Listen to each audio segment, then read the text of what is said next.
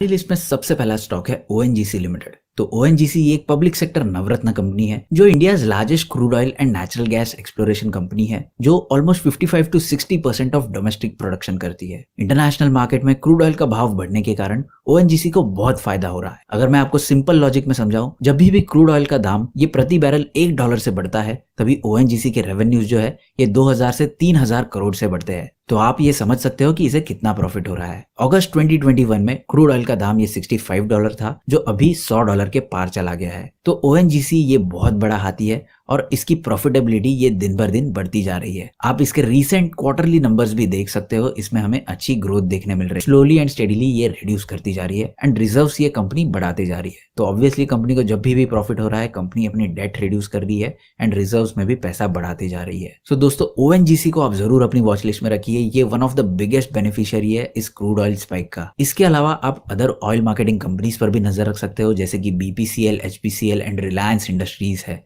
इनके ऊपर भी आप नजर रख सकते हो, इन्हें भी सिमिलर काइंड ऑफ बेनिफिट ये मिल सकते हैं।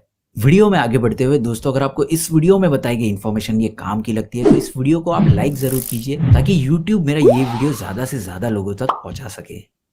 हमारी लिस्ट में अगला स्टॉक है गेल इंडिया लिमिटेड। तो ये बिगेस्ट पब्लिक सेक्टर कंपनी है जो प्राइमरीली नेचुरल गैस की मार्केटिंग एंड ट्रांसपोर्टेशन के बिजनेस में काम करती है। नेचुरल गैस ट्रांसमिशन सेगमेंट में कंपनी ये मार्केट लीडर है इंडिया में, with around 70% of market share. और इंडिया में जितना भी नेचुरल गैस ये बिकता है, उसमें से 55% नेचुरल गैस ये गेल के थ्रू आता है। इसके अलावा गेल यहाँ पर 63% मार्केट शेयर ओन करता है पावर कंपनीज को गैस सप्लाई करने के लिए। अभी क्रूड ऑयल का दाम बढ़ने से इसका क्या रिलेशन है? सो दोस्तों, क्रूड ऑयल का दाम ये जब भी बढ़ता है, इसकी वजह से बहुत सारे thermal power plants and industries जो तेल या फिर पेट्रोल डीजल का इस्तेमाल करते हैं ऊर्जा का उत्पादन करने के लिए, वो नेचुरल गैस को भी यूज कर सकते हैं एज एन अल्टरनेटिव फ्यूल। और इसी वजह से नेचुरल गैस के लिए डिमांड ये भी बढ़ सकती है। ऑलरेडी गेल ये बहुत सारी पावर कंपनीज को नेचुरल गैस सप्लाई करती है और वहां पर कंपनी का मार्केट शेयर ये अराउंड 63% का है। इसके अलावा गेल ये CNG, LNG and LPG gas के बिजनेस में भी काम करती है और यहाँ पर भी ये कंपनी लीड कर रही है इंडिया में। ये सेकंड लार्जेस्ट प्लेयर है इनटू द पेट्रोकेमिकल्स मार्केट और यहाँ पर ये अपना बिजनेस ही एक्सपांड कर रही है। तो कंपनी का मार्केट कैपिटल यहाँ पर 60,000 करोड़ रुपीस का है। रिजर्व्स एंड सरप्लस में कंपनी के पास 55,000 करोड़ रुपीस का सरप्लस मनी है एंड डेट कंपनी के ऊपर केवल 7,000 करोड़ रुपए की है। सो गेल इंडिया को भी आप जरूर अपनी वॉच लिस्ट में रखिए। ये नेचुरल गैस के मार्केट में बहुत बड़ा प्लेयर है और यहाँ पर कंपनी के ग्रोथ प्रोस्पेक्ट्स ये काफी अच्छे हैं और बहुत सारे ब्रोकरेजेस ने यहाँ पर गेल इंडिया के ऊपर बाय रेटिंग दी है।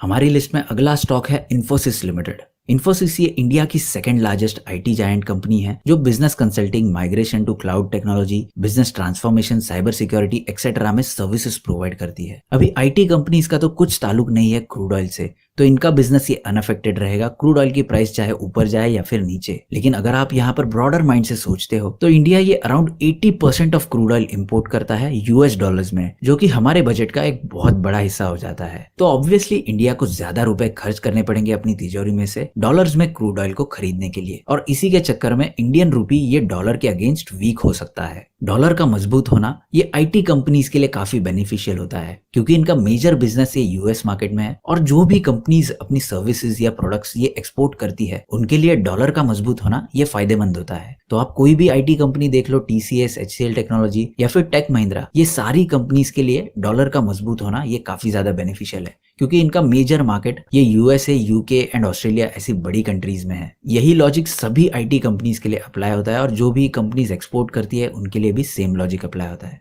तो इन्फोसिस का मार्केट कैपिटल यहाँ पर 7 लाख करोड़ रुपीस का है। कंपनी के पास रिजर्व्स एंड सरप्लस में 67,000 करोड़ रुपीस का सरप्लस मनी है और डेट कंपनी के ऊपर है केवल 5,000 करोड़ रुपए की। कंपनी की कैश फ्लोज ये काफी हेल्दी है और आगे आने वाले समय में कंपनी का बिजनेस ये और तेजी से ग्रो हो सकता है। तो इन्फोसिस को भी आप जरूर अपनी वॉच लिस्ट में रखिए। हमारी लिस्ट में अगला स्टॉक है बैंक ऑफ बड़ौदा लिमिटेड। तो ये पब्लिक सेक्टर बैंक है जो इंडिया में बैंकिंग सर्विसेज प्रोवाइड करती है। इंडियन बैंक्स के बिजनेस पर मिनिमम इम्पैक्ट पड़ सकता है इस क्राइसिस में, क्योंकि बैंक्स को सिर्फ कैपिटल चाहिए, यानी पैसे की रोलिंग होनी चाहिए अपना बिजनेस चलाने के लिए। सो ये पब्लिक सेक्टर बैंक्स काफी ज्यादा स्ट्रॉन्ग चल रहे हैं इस रिसेंट वाले मार्केट फॉल में, चाहे वो एसबीआई हो, कैनरा बैंक या फिर बैंक ऑफ बड़ौदा। ये 4-5 चुनिंदा ऐसी पब्लिक सेक्टर बैंक्स है जो कि काफी स्ट्रॉन्ग लग रही है। और जब भी ये सारा जो रायता फैलाया हुआ है ये खत्म होगा, मार्केट को ऊपर जाने के लिए लीड करने में ये चुनिंदा पब्लिक सेक्टर बैंक ये सबसे आगे होंगी, ऐसा मुझे लगता है।